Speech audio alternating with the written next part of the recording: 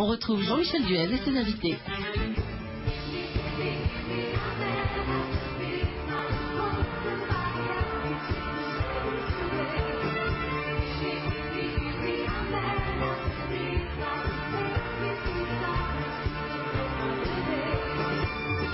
Alors, qui n'a pas dansé sur ABBA? C'est ABBA Gold en ce moment à l'Olympia depuis hier et jusqu'à dimanche. Bonsoir Georges Saadé. Bonsoir. Vous êtes le manager de la tournée ABBA Gold, on va en parler dans un instant. Et bonsoir Pascal Hernandez. Bonsoir Jean-Michel. Animateur sur RFM et qui vous allez présenter le mois prochain Musique Mag, qui est l'excellent magazine musical qui précède cette excellente émission d'ailleurs à l'air libre. Voilà. 16h-18h, vous y étiez hier soir, tout comme moi d'ailleurs. Alors moi j'ai beaucoup aimé ce concert ABBA Gold. Il faut d'abord préciser qui est ABBA Gold. En fait c'est un groupe qui chante comme ABBA et qui est comme ABBA. Visuellement on a l'impression effectivement d'avoir ABBA sur scène. Exactement, sur scène en fait ils se font appeler eux-mêmes des prénoms des 4 membres fondateurs du groupe, Benny, Björn, Frida et Agneta. Il y a les perruques, il y a le costume et c'est comme si on y était, voilà, 30 ans en arrière. Quoique les 15 premières minutes sont quand même un petit peu étranges, parce qu'on voit bien que c'est pas ABBA. On se pose des j'ai questions. le sentiment d'être un petit peu dans la nuit des sosies, peut-être à un moment, au tout début. Quoi. Exactement, ouais. Ça met du temps à s'installer et d'ailleurs hier c'était la première, il a fallu un bon quart d'heure avant que le public ne se chauffe, d'ailleurs sur le commandement de l'un des artistes qui a demandé à tout le monde de se lever. C'est qu'effectivement... ça marche en fait, les gens se lèvent. C'est ça qui est extraordinaire dans cette salle, c'est que on connaît tous les tubes, il y a une trentaine de tubes, on les connaît tous, et les gens répondent effectivement. Ah oui, c'est un réflexe quasi automatique. Dès que les premières notes d'un titre s'entendent, ça y est, tout le monde chante plus ou moins. Alors au début c'était très timide et puis après ça s'est vraiment décanté. Dans la globalité, c'est vrai qu'on s'amuse bien. C'est comme une Madeleine de Proust finalement pour les gens qui ont 30-40 ans. C'est retourner à leur adolescence ou à leur jeunesse. Mais il n'y avait pas que des 30-40 ans. Attendez, il y avait des un peu plus âgés et beaucoup plus jeunes aussi. Alors évidemment, il y avait les enfants, les moins de 10 ans qui accompagnaient les parents et puis des 20 ans, aussi, exactement. Absolument. Quelques seniors aussi. Alors, ce qu'il faut voir aussi, c'est ils sont sur scène, c'est les tenues, les chorégraphies d'ABBA et puis également les décors, là, ces fameuses pyramides qui ont été utilisées par le groupe pendant les tournées. Quoi. Exactement, avec deux parties. Une première partie qui est plus axée sur les premiers tubes du groupe. Il faut savoir que le groupe est né au début des années 70, grand succès à partir de 74 et le prix Eurovision avec Waterloo. On écoutera tout à l'heure, évidemment, voilà. Et ça a duré comme ça jusqu'au début des années 80, jusqu'en 83, 82, 83. Et ça permet de voir que ce groupe a connu quand même des hauts et puis aussi des bas à la fin pour cause de mésententes intimes, on va dire, puisque c'était deux couples au départ. Donc le groupe s'est quand même arrêté en pleine gloire. Donc on verse sa petite larme aussi à la fin du concert, parce qu'on se dit que finalement... On sort de là, on a 16 ans. C'est merveilleux quand même. Exactement. on se dit, on comprend pourquoi les membres du groupe ABBA ne veulent plus refaire de tournée, parce qu'ils gagnent des millions et des millions. Ils ont vendu dans leur carrière plus de 300 millions d'albums. Et aujourd'hui, ils n'ont plus besoin de se fatiguer. D'abord parce qu'ils sont très riches, et ensuite parce qu'il y en a d'autres qui font les concerts à leur place. Donc il serait bien bête de se déplacer à droite et à gauche. Alors d'autres qui font les concerts à leur place, en l'occurrence le groupe ABBA Gold. Georges Saadé, donc vous en êtes le manager. Comment est né ce groupe ? Il est né à partir d'une idée de deux producteurs allemands qui, eux, aiment la musique, mais aiment surtout les ABBA. Ils savaient que ça allait être bientôt la célébration des années disco, et ils s'étaient donné un objectif de reconstituer à l'identique ABBA sur scène. Donc par une sélection très rigoureuse d'artistes qui arrivent à s'identifier tout à fait à l'identique au ABBA, par la voix, par le gestuel, par le mouvement sur scène, comme vous l'avez vu. Ajouter à cela donc les décors, le jeu de son et lumière, on arrive à reproduire ABBA sur scène. Et comme vous l'avez dit, le public est enchanté, absolument enchanté. Il est debout tout le temps. On dirait que le public célèbre le retour des ABBA. Voilà. Et le groupe ABBA a eu son mot à dire dans la composition de ce groupe ABBA Gold ? Pas directement. Le groupe ABBA ne s'occupe pas directement de cette activité, mais évidemment, on a leur accord tacite.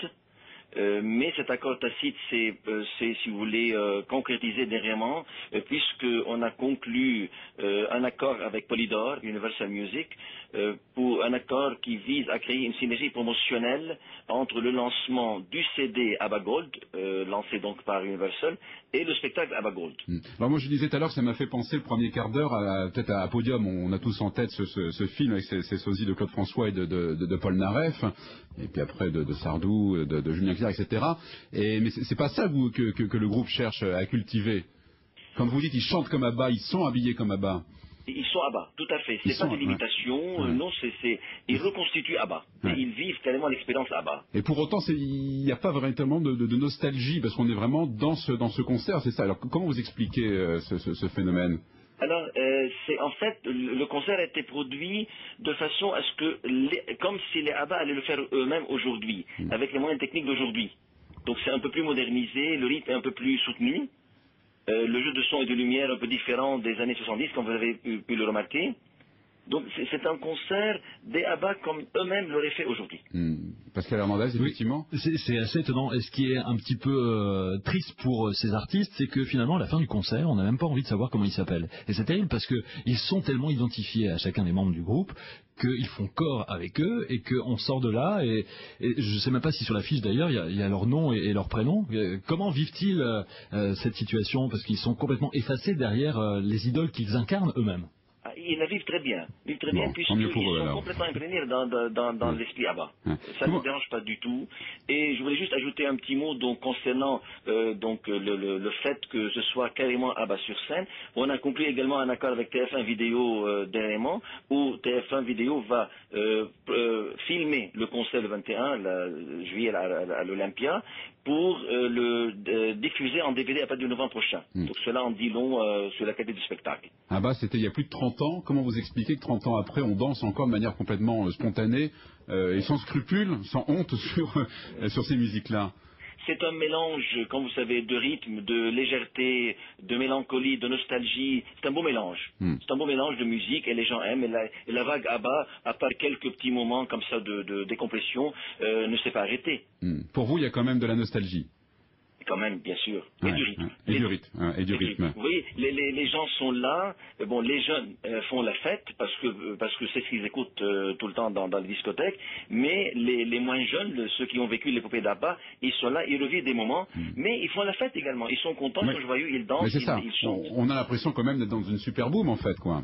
Oui. On connaît pas forcément son voisin, mais tout le monde se lève. Bon, c'est vrai qu'on est. C'est en anglais. Alors, oui, c'est ça. Tout en anglais. Le bémol, c'est que les transitions entre les chansons sont en anglais. Donc les personnes qui ne comprennent pas l'anglais sont un petit peu perdues. Ouais. Mais c'est ça qui est extraordinaire, effectivement, c'est qu'on ne connaît pas forcément son voisin, mais on se lève et puis on danse, on tape dans ses mains, on applaudit, quoi. Oui, on fait la fête, c'est la fête. On fait la fête. Il n'y a quand même pas beaucoup d'autres groupes qui permettent ce genre de choses.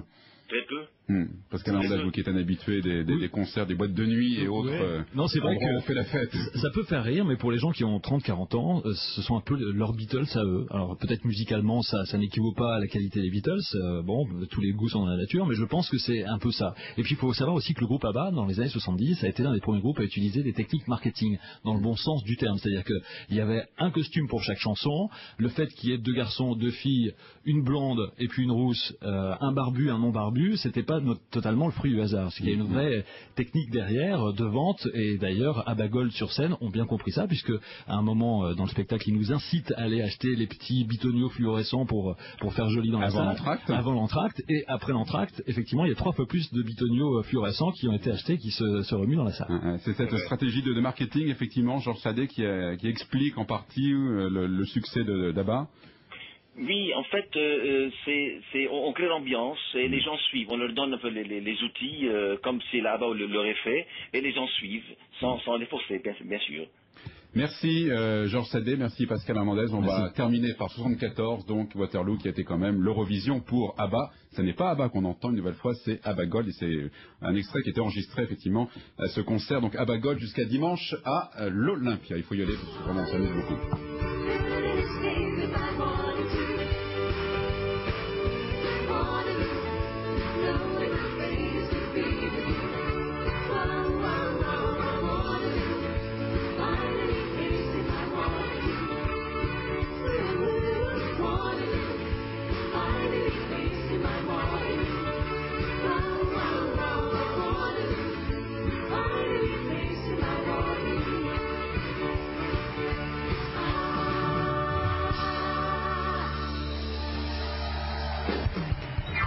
Voilà, ABBA Gold donc à l'Olympia.